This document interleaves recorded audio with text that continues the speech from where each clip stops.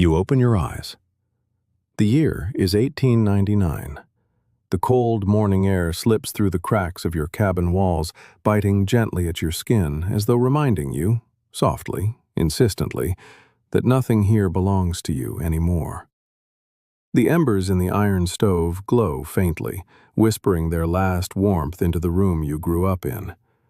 You sit up slowly, letting your feet touch the chilled floorboards. For a moment, you wait, listening for the familiar creaks, the wooden sighs of a home that has sheltered generations of Hales. But this morning, they feel different. They sound like farewells. Your father's old farm stretches silent beyond the frosted window. The fields, once gold with wheat, now lie bare and stiff beneath winter's weight. You can almost picture your father standing there, broad shoulders, sun-worn face, shouting instructions to you as a boy. "Keep the rows straight, Samuel. The land rewards a steady hand." The land used to reward you, but not anymore.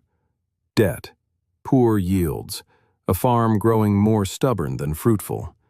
You tried. You failed. And so you sold it. You inhale deeply. The air smells of smoke and endings. You gather the small bag you packed the night before, a spare shirt, wool socks, your father's folding knife, and the final sum paid for the land. A sum that feels both too small and unimaginably large for what it cost you. A wagon rattles up the frozen path outside. Old Mr. Hansen's horses snort clouds of steam into the frigid air. He calls through the door, "You ready, Sam?" You take one last look at the cabin. The table your mother polished every night, the beams your father carved, the floor you learned to walk on, every memory that shaped who you are. You whisper, barely audible, "Thank you." Then you step outside. Hansen eyes you with a blend of sympathy and disbelief. "Selling your land for a rumor," he mutters, "chasing after frostbite and fairy tales." "I'm chasing a future," you answer. He studies you, then nods. "Future's a fair thing to chase. Climb on." The wagon jerks forward, wheels crunching through frozen ruts. As you ride away, the cabin shrinks behind you, smaller, smaller, until the rising sun swallows it whole. Your past erased by the horizon. The train station is a mess of movement and noise, men shouting, steam hissing, conductors calling destinations in crisp voices. Families cling to one another, praying this journey will lead to fortune instead of ruin. Posters everywhere shout, "Klondike Gold, the fortune of a lifetime. Dawson City needs miners." You buy your ticket with stiff fingers, handing over half the money you earned from selling your land. Each coin feels heavier than the last. On the train, you find a seat beside a young man with rosy cheeks and boundless enthusiasm. "I'm Carter," he says instantly. "Samuel Hale," you reply. "You headed up for gold too?" "Yes." "You think there's any left?" You shrug. "There's always something left, if a man's willing to look past where everyone else has already searched." Carter grins. "That's the spirit." He talks for hours, about strikes he heard of, about men who returned with bags of nuggets, about men who died trying. The countryside races by the windows, fields, forests, small towns, frozen lakes. With every mile, the world you knew grows farther away. At night, you lie awake listening to the rhythmic clatter of wheels on rails. Carter sleeps soundly, but your mind is not quiet. You think of your father's hands, rough from labor. You think of your mother's voice calling you in for supper. You think of the boy you once were, wondering if he'd be proud or afraid. The harbor side in Seattle hits you like a storm. Crowds surge toward ships bound for Alaska. Sailors curse and haul cargo. Dockhands shove crates of flour, tools, and rifles toward already overloaded vessels. A man shouts over the chaos, "Last call! Steamship to Skagway! Passengers board now!" You follow the tide of prospectors onto the deck. The reek of fish, salt, sweat, and ambition mixes in the air. For many, this is the last step before entering the wild. Carter nudges you. You scared? You consider the question. Yes, you admit. He laughs. Good. Scared men think straight. The journey by sea is brutal. Waves slam the hull. Wind bites through every layer of clothing. Seasickness claims half the passengers. Late one night, you find Carter gripping the railing, pale and shaking. You all right? You ask. I don't know, he whispers. I thought adventure would feel different. It will, you say, eventually. He smiles weakly. I hope so. Skagway spreads across the shoreline like a scar. Rough, loud, dangerous. A town built from greed and desperation. As you and Carter unload your supplies, a tall man shoulders past you. Sharp eyes, sharper chin. He smirks. Watch yourself, he growls. You recognize him instantly. Soapy Smith, the outlaw king of Skagway. Carter mouths silently. That's him. You keep your head down. Skagway is a place where looking the wrong man in the eyes can cost you everything. After buying the required year's worth of supplies, nearly a ton, you and Carter choose the Chilkoot Pass, the steeper, deadlier route, but the one trusted by those who respect their animals too much to take the crueler White Pass. The climb is misery. You haul supplies trip by trip. Your legs burn, your breath freezes, your arms tremble under the load. 10 trips, 20, 30. Each one feels like climbing out of hell itself. At night, prospectors collapse around their fires, too tired to speak. On the 7th night, as you sit nursing your blistered hands, a man steps quietly toward your fire. He wears snowshoe moccasins and a beaded sash. His presence is calm, powerful, grounded. Mind if I sit?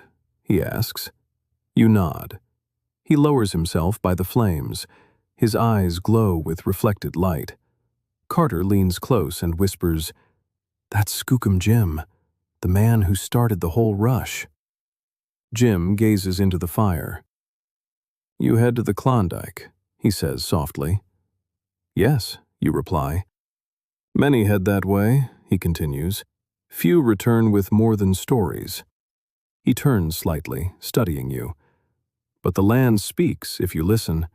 It tells where it hides its treasure, and where it hides its teeth. Then he stands. Walk with respect. The Yukon remembers those who don't. He disappears into the snow. Carter exhales shakily. That felt like meeting a ghost.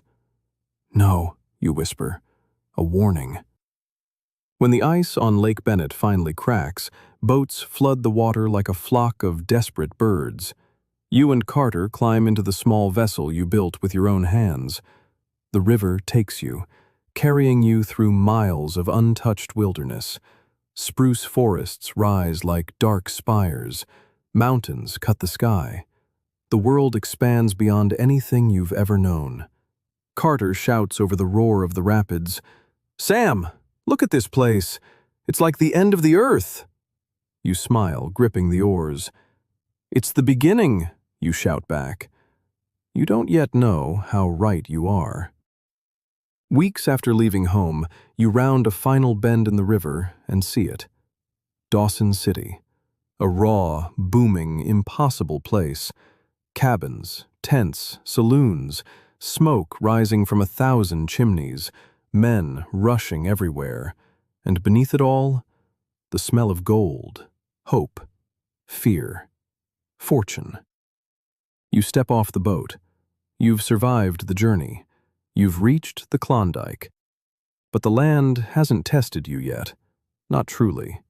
Your real trial, the one that will define the rest of your life, begins now. Part 2. The Edge of Fortune. Dawson City breathes like a living creature, Smoke billowing from chimneys, voices echoing through the muddy streets, doors slamming, dogs barking, men shouting, the whole place thrumming like a giant heart beating to the rhythm of gold fever. Carter stares in awe. "So this is it," he whispers. "The city of dreams." "Or nightmares," you say quietly. You walk past saloons spilling piano music into the street, past blacksmiths pounding iron, past men bragging loudly of strikes they likely never made. You smell whiskey, sweat, and hidden desperation. The bunkhouse you find is cramped and noisy. Men snore like broken engines. Someone argues in the corner. Someone laughs too loudly. Someone else coughs with a sickness that sounds deep and dangerous. Carter pokes the straw mattress. "At least it's not the ground," he says. "Not for long," you reply. "We didn't come here to sleep in town." The next morning, frost crunches under your boots as you follow Carter to the mining recorder's office. A line snakes down the road, prospectors clutching maps, men arguing over boundary disputes, others cursing under their breath. Inside, the ink-stained clerk barely looks up. "Business?" he asks. "Staking a new claim," you say. He slides you a rough map of the region. "Most creeks have been picked clean," he warns. "Try Henderson or Dominion if you insist on being optimistic." He stamps a paper, then hands it over. "Good luck. You'll need it." Carter whispers, "He really doesn't believe in us." "He doesn't have to," you reply. "We just need to believe in us." Supplies in Dawson cost more than a man's dignity. Flour is as valuable as silver. Shovels vanish as quickly as bottles of whiskey.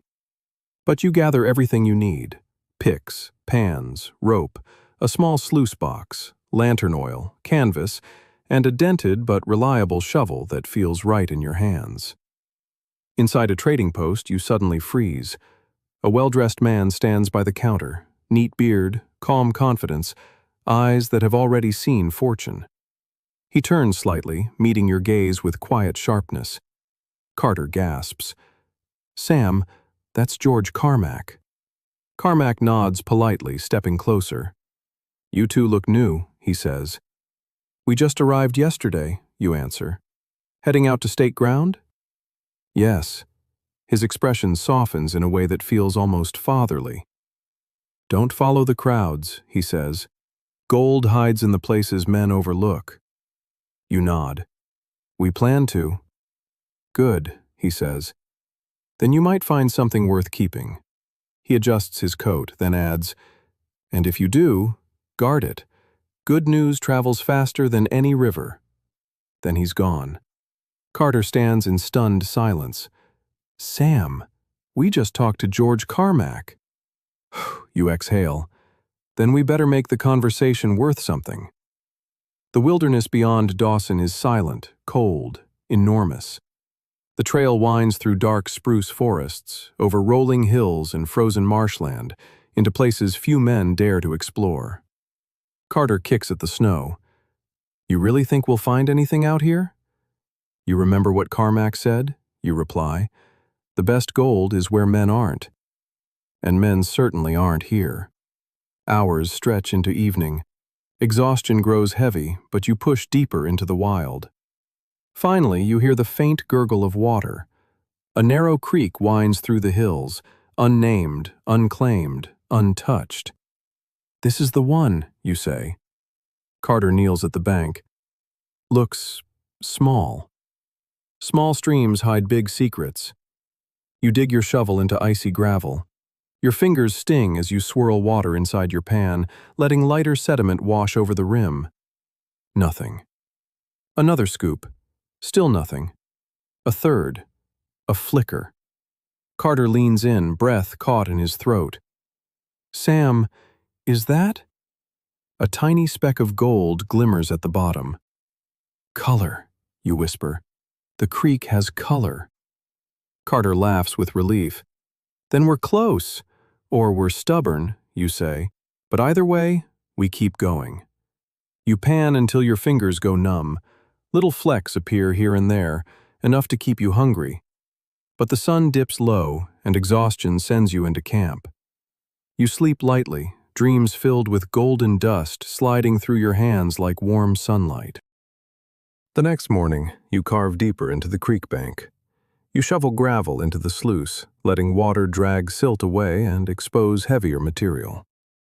Hours pass. Your breath clouds the air. Your arms ache. Frost bites your cheeks. Carter suddenly freezes mid-pan. "Sam!" You kneel beside him. 3 bright shapes glimmer in the bottom of the pan. Not flakes this time. Nuggets. Real, solid, undeniable. Your heart pounds. Every cold morning, every blister, every mile, it all crashes into this one moment. "Carter," you say quietly, reverently, "we found it." He laughs, a shaky, joyous sound. "We're going to be rich! Rich!" You close the nuggets in your fist. Their weight feels like destiny. But destiny casts a shadow. Because gold this pure never stays a secret for long. You stake your claim carefully, precisely. You walk the boundaries twice, 3 times. You carve your initials into each post. You sketch maps and sign your names.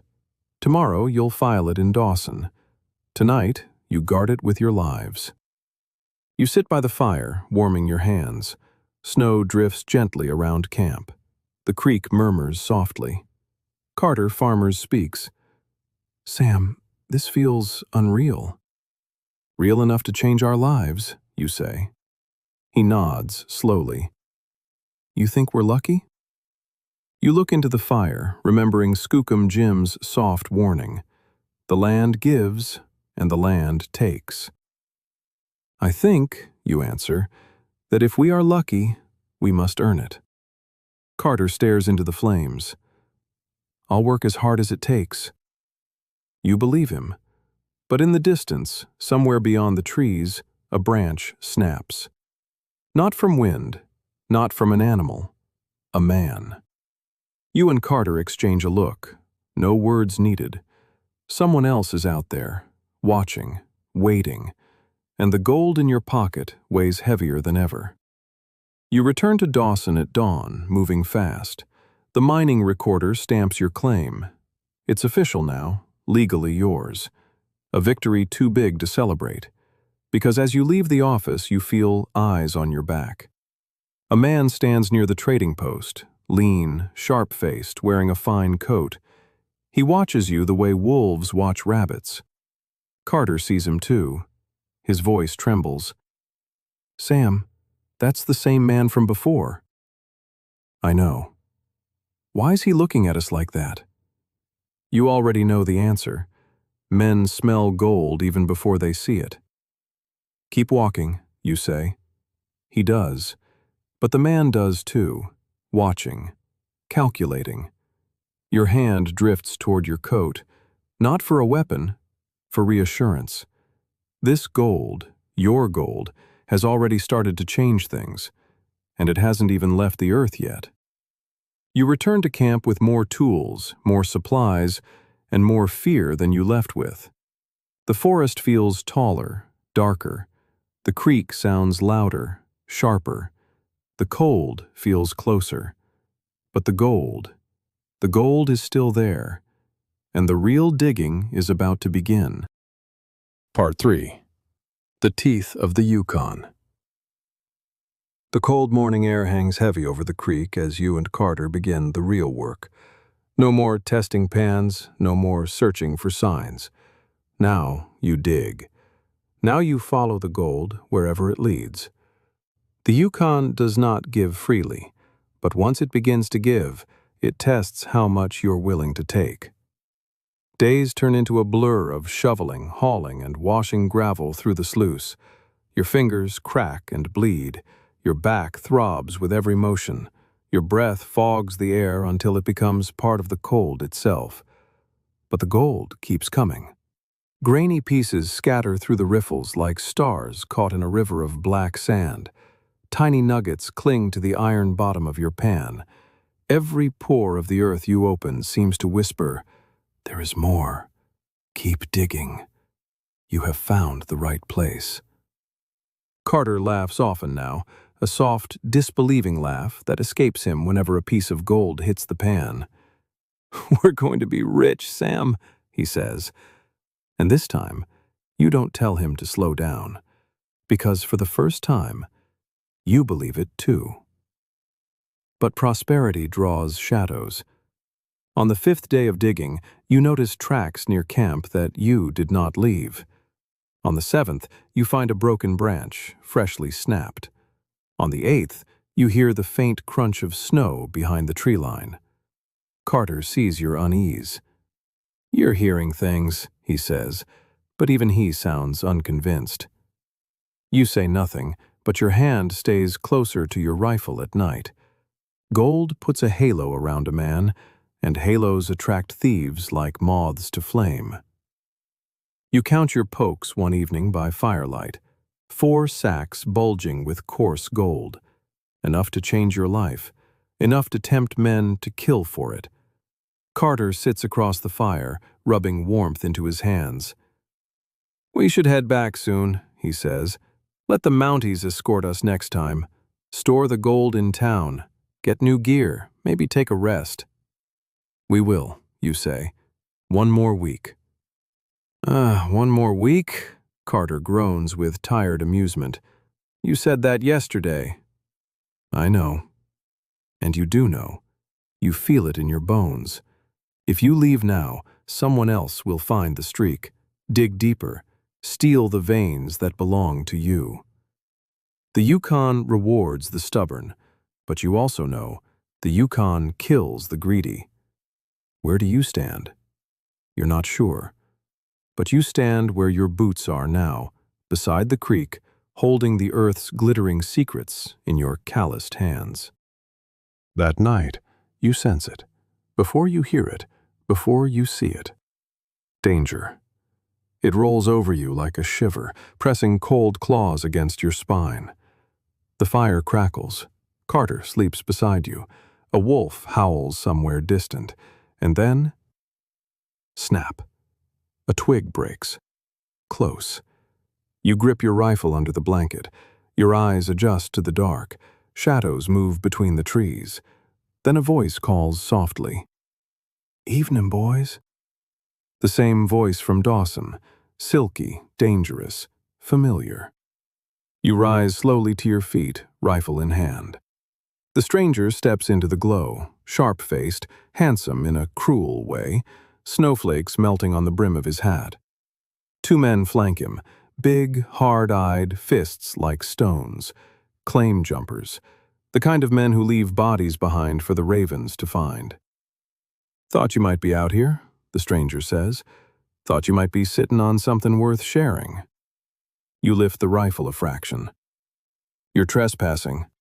He smiles. "Oh, friend, the Yukon belongs to no man. But pay streaks, those are worth talking about." Carter rises behind you, fear written across his face. "We found nothing," he says quickly. "You're wasting your time." The stranger's smile widens. "You boys left Dawson City too fast, too excited. Men don't walk like that unless they're carrying secrets." He steps closer. "Show us the dig. Just a little look. Then maybe we let you go on with your lives." Your thumb steadies on the rifle hammer. "No." The stranger freezes, studying your face. Then he laughs, shaking his head. "Ah, Sam, I hoped it wouldn't come to this." He gestures. The bandit on the left reaches for his gun. Carter reacts before you can, grabbing a burning log from the fire and swinging it wide, sending sparks flying. The bandit recoils, cursing. You fire. The shot cracks through the night. The flash lights the trees white. The stranger ducks, swearing viciously. "Get them!" You shove Carter. "Run!" And you run. Through snow, through darkness. Branches tear at your coat. Your breath burns your chest. The world narrows to the sound of pursuit. Footsteps thunder behind you. Men shout. A gunshot explodes near your ear, ripping bark from a tree. "Left!" you hiss. You yank Carter toward the creek. The water glints like a silver blade in the moonlight. "Sam, no, it's freezing! Jump!" You plunge into the torrent. Agony rips through your body. The cold is a living thing, wrapping around your chest, stealing your breath, tearing at your limbs. Carter splashes in beside you with a strangled cry. You claw at the icy bank, fingers numb, dragging yourself onto the far side. Snow feels warm compared to the creek. You crawl into the brush, shivering violently. Across the water, lanterns bob. Men shout, searching for signs, but they do not cross. The stranger's voice slices through the night. "You can't hide forever." His footsteps retreat. You lie in the snow beside Carter, both shaking uncontrollably. Carter whispers through chattering teeth, We're dead men." "No," you rasp. "We're alive, and as long as we're alive, we fight." Your voice feels foreign, hollow, exhausted, but true. The journey back to Dawson is a crucible. You hike in soaked clothes, freezing as each gust of wind cuts deeper. Your boots stiffen with ice. Your breath fogs into snowflakes. Carter stumbles often, and twice you have to pull him back up before the cold convinces him to lie down. Near dawn, your legs nearly collapse beneath you, but through a haze of frostbite and exhaustion, you see it. Smoke rising. Cabins. Lantern glow. Dawson City. You limp into town like specters, two men clawed back from the jaws of the Yukon. The Northwest Mounted Police take you in immediately. They listen. They take notes. They nod gravely. "We know the men," the officer says. "They've caused trouble before. But you surviving? That's something." Carter rubs his frozen fingers. "What about our camp? Our tools? Our gold?" "We'll investigate," the officer replies. "But gold in the ground stays where it is." Those words spark warmth in your chest. The pay streak lives. You can still reclaim it. You spend a day recovering in Dawson. Fresh clothes, warm blankets, bowls of stew that burn your tongue but revive your soul. And then another knock comes at your door. Mrs. Lorne, the boarding house owner, announces him quietly. "A Mr. Alex McDonald to see you." Your breath catches. The king of the Klondike. A man known for turning worthless claims into mountains of gold. A man rich enough to buy Dawson twice over. He steps into your room, broad-shouldered, steady, humble despite his fame. "I heard you boys had a brush with wolves," he says, "and lived." You nod. "Barely." He studies you both for a long, silent moment, appraising, respectful. "Not many men survive their first attempt at stealing," he says. "But you did. That means you have grit. Grit matters more than luck in this country." Carter leans forward. "Should we sell our claim? Should we get out while we can?" McDonald shakes his head. "Number, not yet. Not if the ground's truly good." Then he leans in, voice low. "But hear this. Once you've taken enough to live the life you want, leave the Yukon. She does not love any man twice." With that, he stands, adjusts his coat, and offers one final nod. "Good luck, boys. You'll need it." Then he's gone. 2 days later, the Mounties return. "We found your camp," the officer says. "Burned, ransacked, but the ground was barely touched." Carter looks at you, eyes wide, hopeful. "They didn't find the streak?" "No," the officer says. "Whatever gold you haven't dug out yet, it's still there." The world seems to tilt around you. You're not defeated. You're not robbed. You have a second chance, a rare thing in the Klondike. "Escort us back," you say, and they do. You return to the creek, not as frightened prospectors, but as men who understand exactly what they're fighting for. Your tools are gone, your tents are ashes, but the pay streak, the river of gold beneath the gravel, gleams untouched, waiting, calling, and this time, you're ready for it. Part 4. Fortune's Price. The journey back to your claim feels different now. Not like fleeing death, not like chasing rumors, but like returning to something that belongs to you. The Mounties escort you and Carter through the forest, their red coats cutting clean lines against the snow, rifles slung across their backs, boots crushing ice with confident, measured steps. Each step further from Dawson, you feel the old ache return to your bones, a mixture of fear and longing. Carter walks beside you, quieter than usual. "You think they'll come back?" he asks. "Yes," you answer honestly. "But next time, we won't be alone." He nods, gripping the handle of his pack tighter. The Yukon is never truly safe, but it rewards men who stand their ground. Your stomach tightens when the trees part and the remains of your old camp come into view. Burned timbers, ashes, charred scraps of canvas flapping in the wind like blackened wings. But there, across the creek, just as the Mounties reported, the earth remains untouched. Your pay streak is waiting, still hidden, still promising, still yours. The Mounties help you clear the debris. They walk the perimeter, ensuring no one is nearby. And when they finally depart, the officer gives one last piece of advice. Work fast, work smart, and when you're rich, get out. You nod. You understand now more than ever. The next morning begins your second chapter of mining, but this time with more hands, more resolve, more knowledge. You hire 2 men recommended by the Mounties. Ollie Pike, quiet, strong, and loyal. Matthew Kearns, wiry, sharp-minded, and fast with a shovel. Both are honest men, the kind who understand that loyalty is worth more than any single nugget. They shake your hand firmly, without hesitation. "You boys really found something out here?" Kearns asks. You glance at Carter, then back at the men.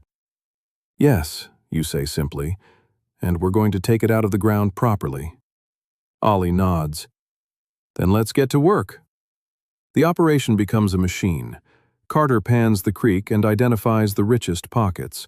Ollie swings the pickaxe with steady, relentless force.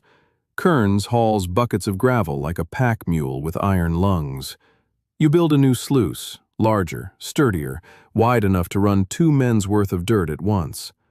Water rushes through it in a roaring sheet. Mud, gravel, sticks, and sand swirl down the wooden deck. The riffles fill with heavy material. And then you see it. Glints, flashes, bright, unmistakable gold. The sight never loses its magic, not even after hours, not even after days. Gold is the closest thing to a heartbeat the earth ever shows you. A week passes, then 2.